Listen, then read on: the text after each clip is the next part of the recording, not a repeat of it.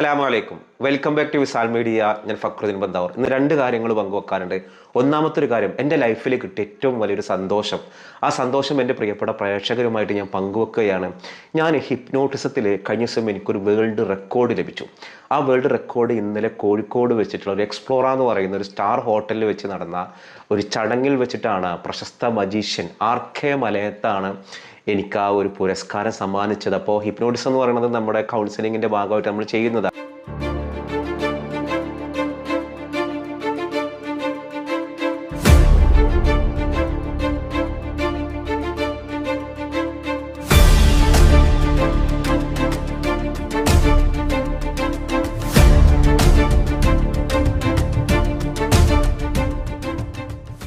ഞാൻ മുമ്പ് ഹിപ്നോട്ടിസം പഠിച്ച ഒരാളാണ്, പല ഗുരുനാഥന്മാരിൽ നിന്ന് പഠിച്ചതാണ്.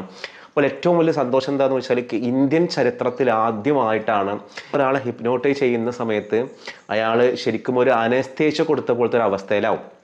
ആ അവസ്ഥയിലായിട്ട് നമ്മൾ അയാളെ മേത്ത് ഇങ്ങനെ തീപ്പൊള്ളൽ ഏൽപ്പിച്ചാൽ അയാളുടെ ശരീരത്തിൽ പൊള്ളില്ല. അയാളോട് ഇത് തീപ്പൊള്ളലല്ല എന്ന് പറയുമ്പോൾ അയാൾക്ക് വേറെ എന്തോ ഒരു ഇക്കിളിയുടെ ഫീൽ ഉണ്ടാവുക. അല്ലെങ്കിൽ നല്ലൊരു മുളകെടുത്ത് കൊടുത്തിട്ട് ഇതൊരു ചോക്ലേറ്റ് ആണെന്ന് പറഞ്ഞ് കഴിച്ചാൽ അത് ചോക്ലേറ്റ് പോലെ മധുരത്തോടു കൂടി കഴിക്കും. ഇത്തരം ഒരു അവസ്ഥയിലേക്ക് എത്തിക്കാൻ വേണ്ടി കുറഞ്ഞ സെക്കൻഡുകൾക്കുള്ളിൽ ഒരാളെ പെട്ടെന്ന് ഹിപ്നോട്ടൈസ് ചെയ്യിപ്പിച്ചിട്ട് ഞാനിങ്ങനെ ലൈറ്റർ ഉപയോഗിച്ചിട്ട് ഇങ്ങനെ തീ കൊടുത്തപ്പോൾ അയാളത് അറിഞ്ഞതേ ഇല്ല. അപ്പോൾ അതിനാണ് എനിക്ക് വേൾഡ് റെക്കോർഡ് ലഭിച്ചത്. ഇന്ത്യൻ ചരിത്രത്തിൽ ആദ്യമായിട്ടാണ് അങ്ങനത്തെ ഒരു വേൾഡ് റെക്കോർഡ് കിട്ടുന്നത്. അപ്പോൾ മാഷാ അല്ലാഹ്, എന്നെ സംബന്ധിച്ചിടത്തോളം അതൊരു വലിയ സന്തോഷമുള്ള ഒന്നാണ്. അതെൻ്റെ പ്രിയപ്പെട്ട പ്രേക്ഷകരുമായിട്ട് ഞാൻ പങ്കുവെക്കുകയാണ്. ഇതിന് മുൻപ് എനിക്ക് വേൾഡ് റെക്കോർഡ് ലഭിച്ചിരുന്നു. അതൊരു എസ്കേപ്പിസാണ്, ഒരു മായാജാലം. അതായത് ഒരാളുടെ മേത്താകെ കയറൊക്കെ എടുത്ത് കെട്ടി ആകെ കെട്ടി വരിഞ്ഞിട്ട് സെക്കൻഡുകൾക്കുള്ളിൽ ആ കയറ് അഴിക്കാതെ അതിനൊരു പ്രത്യേക രീതിയിൽ നമ്മളതിന് കെട്ടഴിച്ച് വരുന്ന ഒരു മായാജാല വിദ്യ ഉണ്ട്. അത് ഞാൻ എൻ്റെ ഗുരുനാഥനിൽ നിന്ന് പഠിച്ചതാണ്. അതിനാണ് എനിക്ക് മുമ്പൊരു വേൾഡ് വൈഡ് റെക്കോർഡ് ലഭിച്ചിരുന്നു. അതൊരു പക്ഷേ പ്രിയപ്പെട്ട പ്രേക്ഷകർക്ക് ഓർമ്മ ഉണ്ടാവും, ഞാനന്ന് വീഡിയോയിൽ പങ്കുവച്ചിരുന്നു. അപ്പോൾ ഈ ഒരു സന്തോഷം എന്താണെന്ന് വെച്ചാൽ ഞാനത് അതിൻ്റെ സർട്ടിഫിക്കറ്റ് ഞാൻ കാണിച്ചു തരാം. അപ്പോൾ അതിൻ്റെ ഒരു വേൾഡ് റെക്കോർഡ് ലഭിച്ച ഇതാണ് എനിക്ക് പ്രശസ്ത മജീഷ്യൻ RK മലയത്ത് ഈ ഒരു വേൾഡ് റെക്കോർഡിൻ്റെ ഈ ഒരു ഫലകം നമ്മുടെ ഇതിൽ അണിയിപ്പിച്ചു തന്നു. പിന്നെ ഇതാണ് അതിൻ്റെ ഒരു സർട്ടിഫിക്കറ്റ്, കണ്ടല്ലോ, ഫക്രുദ്ദീൻ KV. അപ്പോൾ ഇതിനൊരു വേൾഡ് റെക്കോർഡ്. അപ്പോൾ എൻ്റെ പ്രിയപ്പെട്ട പ്രേക്ഷകർക്ക് ഞാനിത് പങ്കുവെക്കുകയാണ്. പിന്നെ നമുക്കൊരു പ്രിയപ്പെട്ട മാസ്റ്റർ ഉണ്ട് നമ്മുടെ ഇതിൻ്റെയൊക്കെ മെൻ്റലിസം. ഞാൻ മെൻ്റലിസം കോഴ്സ് കഴിഞ്ഞ ഒരാളാണ്. അതോടൊപ്പം തന്നെ ഈ ഒരു ഹിപ്നോട്ടിസം കോഴ്സൊക്കെ നമുക്ക് പഠിച്ചത് പാത്മിയ ഇൻ്റർനാഷണൽ എന്ന് പറയുന്നത് നമ്മുടെ ഷെരീഫ് സാറിൽ നിന്നാണ്. ഷെരീഫ് സാറ് ഫോട്ടോയിലില്ല, ഞാൻ കാണിച്ചു തരാം. അപ്പോൾ ആ ഷെരീഫ് സാറിൽ നിന്നാണ് ഇതൊക്കെ നമ്മൾ പഠിച്ചത്. അദ്ദേഹം കാസർഗോഡ് കാഞ്ഞങ്ങാട്ടുകാരനാണ്. വളരെ നല്ലൊരു ബ്രില്യൻ്റായ ഒരു വ്യക്തിയാണ്. അപ്പോൾ എന്നെ സംബന്ധിച്ചിടത്തോളം ഞാൻ മുമ്പ് JP സാർ എന്ന് പറയുന്ന കോഴിക്കോട് ജയപ്രകാശ് സാറിൽ നിന്നാണ് ഞാൻ ആദ്യമായിട്ട് ഹിപ്നോട്ടിസം പഠിക്കുന്നത്. അപ്പോൾ ഹിപ്നോട്ടിസം ഇപ്പോൾ ഇതിൽ വീഡിയോ കാണുമ്പോഴേക്കും ഹിപ്നോട്ടിസം എന്ന് പറഞ്ഞാൽ ആൾക്കാരെല്ലാവരും മയക്കിയിട്ടോ അതിൻ്റെ രഹസ്യങ്ങളൊക്കെ പറയാൻ പറ്റുന്നൊരു സംഗതിയാണെന്ന്. ഒരിക്കലും അങ്ങനെ നിങ്ങൾ ഹിപ്നോട്ടിസത്തെക്കുറിച്ച് തെറ്റിദ്ധരിക്കരുത്. ഇതെൻ്റെ ഒരു വീഡിയോ ഹിപ്നോട്ടിസത്തെക്കുറിച്ച് പറയുന്ന ഒരു വീഡിയോ അല്ല. ഹിപ്നോട്ടിസം എന്ന് പറഞ്ഞാൽ നമുക്ക് പറ്റിയൊരു സബ്ജക്റ്റ് ആവണം. അതായത് നമ്മൾ പറയുന്ന നിർദ്ദേശങ്ങളൊക്കെ കൃത്യമായിട്ട് പാലിക്കാൻ കഴിയുന്ന എല്ലാവരെയും നമുക്ക് ഹിപ്നോട്ടിസ് ചെയ്യാൻ കഴിയില്ല.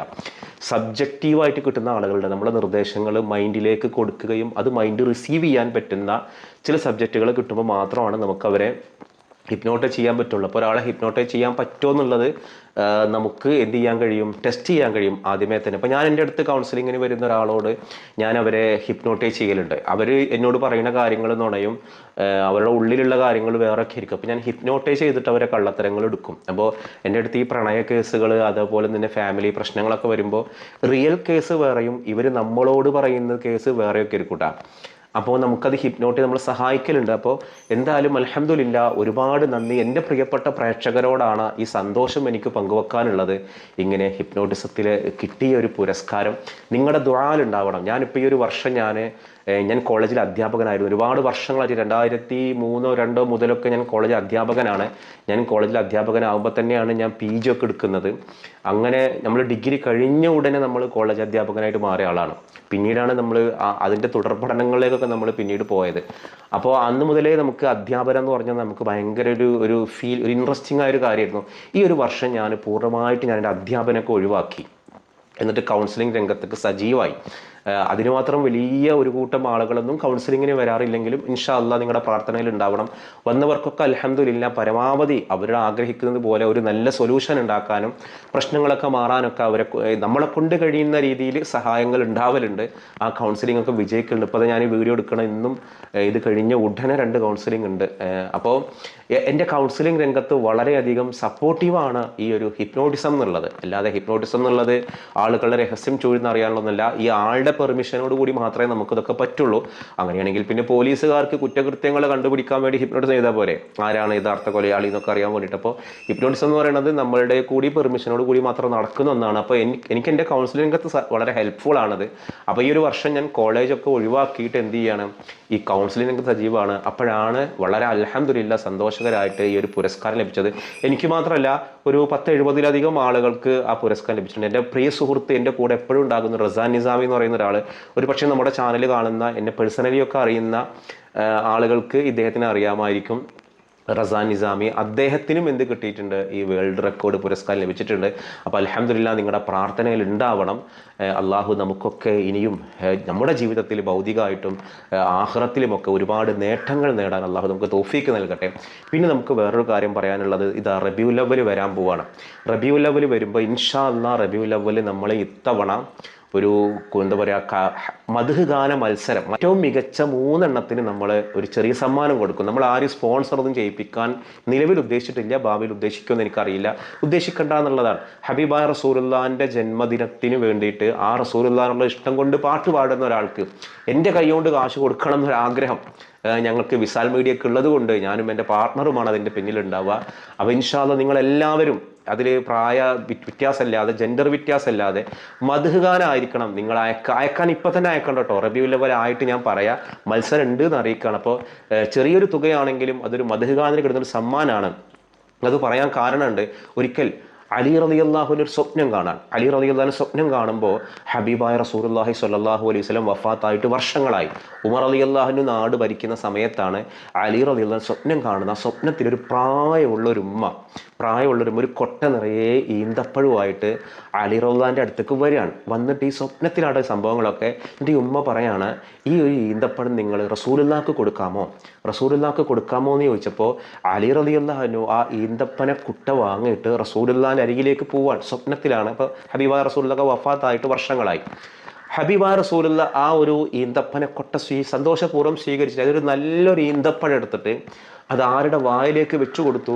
അലി റളിയല്ലാഹുവിൻ്റെ വായിലേക്ക് വെച്ചു കൊടുത്തു. അലി റളിയല്ലാഹു അത് തിന്നപ്പോൾ എന്തൊരു ടേസ്റ്റാണെന്നറിയോ, എന്തുമാത്രം. അപ്പം മൂപ്പർക്ക് ആഗ്രഹിച്ചു, പഠിച്ചോനെ ഒന്നും കൂടി എൻ്റെ വായൽക്ക് തന്നൂടെ, ഒരൊന്നുകൊണ്ട് മതിയാക്കിയത് എന്തിനാ? പക്ഷെ റസൂലുള്ള ആ ഒറ്റൊന്നേ കൊടുത്തിട്ടുള്ളൂ. പെട്ടെന്ന് സ്വപ്നത്തിൽ നിന്ന് ഉണർന്നു. സ്വപ്നം അതോടെ അവസാനിച്ചു. പിറ്റേ ദിവസം അലി റളിയല്ലാഹുവിൻ്റെ അടുത്തേക്ക് ശരിക്കും ഒരു സ്ത്രീ വരുന്നു. ആ സ്വപ്നത്തിൽ കണ്ട അതേ സ്ത്രീയാണ് വരുന്നത്. അവരെ കയ്യിൽ ഒരു കുട്ട എന്തുണ്ട്, ഈന്തപ്പഴമുണ്ട്. എന്നിട്ട് അവർ വന്നിട്ട് പറയാണ്, ഇത് അമീറുൽ മുഅ്മിനീൻ, നിങ്ങൾ ഈ ഈന്തപ്പഴം സമ്മാനിക്കാമോ എന്നാണ് അവർ ആവശ്യപ്പെടുന്നത്. ഇത് കണ്ടപ്പോൾ ഈ ഒരു ഈന്തപ്പഴ കുട്ടയുമായിട്ട് അലി റളിയല്ലാഹു നേരെ ഉമർ റളിയല്ലാഹുവിൻ്റെ അടുത്തേക്ക് പോയിട്ട് ഇതാ നിങ്ങൾക്കുള്ള ഈന്തപ്പഴം എന്ന് പറഞ്ഞ് സമ്മാനിച്ചപ്പോൾ അതിൽ നിന്നൊരു ഈന്തപ്പഴം എടുത്തിട്ട് അലി റളിയല്ലാഹുവിൻ്റെ വായിലേക്ക് വെച്ചു കൊടുത്താര്? ഉമർ റളിയല്ലാഹു. ആ ഈന്തപ്പഴം കഴിച്ചപ്പോൾ സ്വപ്നത്തിൽ കഴിച്ച അതേ രുചി കിട്ടുകയാണ് ആർക്ക്? അലി റളിയല്ലാഹു. അപ്പം മൂപ്പർക്ക് ആഗ്രഹിച്ചു, പഠിച്ചവന് ഒന്നും കൂടി തന്നിരുന്നെങ്കിൽ. മറ്റത് സ്വപ്നത്തിലായതുകൊണ്ട് ചോദിച്ചിട്ട് കാര്യമില്ലല്ലോ, ഇതിവിടെ റിയലി അല്ലേ. അപ്പോൾ ചോദിച്ചു, അമീറുൽ മുഅ്മിനീൻ ഒരു ഈന്തപ്പഴം കൂടി എനിക്ക് തന്നൂടെ, ഭയങ്കര രുചിയുണ്ടെന്ന് പറഞ്ഞപ്പോൾ മൂപ്പരുടെ മറുപടിയാണ്, സ്വപ്നത്തിൽ നിനക്ക് ഹബീബായ റസൂലുള്ളാഹി ഒരൊറ്റ ഈന്തപ്പഴമില്ലേ തന്നുള്ളൂ, രണ്ടാമത് ഞാൻ തന്നത് അദബ് കേടല്ലേ അലി? ഹബീബായ റസൂലുള്ളാഹിനെ സ്വപ്നം കാണുക, ഹബീബായ റസൂലുള്ളാഹിനെ സ്നേഹിക്കുക എന്ന് പറഞ്ഞാൽ നമ്മളിൻ്റെ പൊന്നെ എന്തുമാത്രം നമുക്കൊരു നന്മയാണെന്നറിയോ. നമുക്ക് ഈ ഒരു റബീഉൽ അവ്വൽ ഒരുപാട് ചരിത്രങ്ങൾ നമുക്ക് പറയണം. അപ്പോൾ ഇൻഷാ അല്ലാഹ്, അപ്പോൾ ഞാൻ ഈ പറഞ്ഞൊരു ചരിത്രം നിങ്ങൾ കേട്ട ചരിത്രമാണെന്നുണ്ടെങ്കിൽ താഴെ ഒന്ന് കമൻറ്റ് ചെയ്യണേ. ഇൻഷാ അല്ലാഹ് ഈ റബീഉൽ അവ്വൽ നമുക്ക് കേട്ടതായാലും കേൾക്കാം. ഹബീബായ റസൂലുള്ളാഹിനെ നമ്മളൊരു ചരിത്രത്തിലെ അബ്ദുള്ളയുടെയും ആമിനയുടെയും മകനായിട്ട് മാത്രമല്ല കാണേണ്ടത്. അത് അഷ്റഫുൽ ഖൽഖാണ്, നമ്മുടെ കരളിൻ്റെ കഷ്ണമാണ്. ഹബീബായ റസൂലുള്ളാഹി നമ്മൾ മനസ്സിലാക്കാൻ ഇൻഷാ അല്ലാഹ് നമുക്ക് ഈ ഒരു റബീഉൽ അവ്വൽ കഴിയണം. അപ്പോൾ നമ്മളെല്ലാവരുടെയും പാട്ടുകൾ നമുക്ക് അയക്കണം ഇൻഷാ അല്ലാഹ്. പറയാം, നിങ്ങൾ സജീവമായിട്ട് കൂടെ ഉണ്ടാവണം. ഞാനിന്ന് ചോദിക്കുന്നൊരു ചോദ്യം, ഒരു പ്രവാചകൻ വെള്ളപ്പൊക്കത്തിന് മുൻപ് തന്നെ ഒരു കപ്പൽ ഉണ്ടാക്കുകയും അങ്ങനെ ആ കപ്പൽ വെള്ളപ്പൊക്കം വന്നപ്പോൾ മലമുകളിൽ ഉണ്ടാക്കിയ കപ്പലിലോളം വെള്ളം വരികയും എന്നിട്ട് ആളുകളെ മുഴുവനും രക്ഷപ്പെടാൻ വേണ്ടിയിട്ട് ആ കപ്പലിലേക്ക് ക്ഷണിക്കുകയും ചെയ്തിരുന്നു. ഏത് പ്രവാചകനാണ് ഇങ്ങനെ മലമുകളിൽ കപ്പലുണ്ടാക്കിയത് എന്നുള്ളതാണ് ചോദ്യം. ആ ചോദ്യത്തിന് ഉത്തരമാണ് നിങ്ങൾ കമൻറ്റ് ചെയ്യേണ്ടത്. മറ്റൊരു ദിവസം മറ്റൊരു വീഡിയോയുമായി വീണ്ടും കാണാം.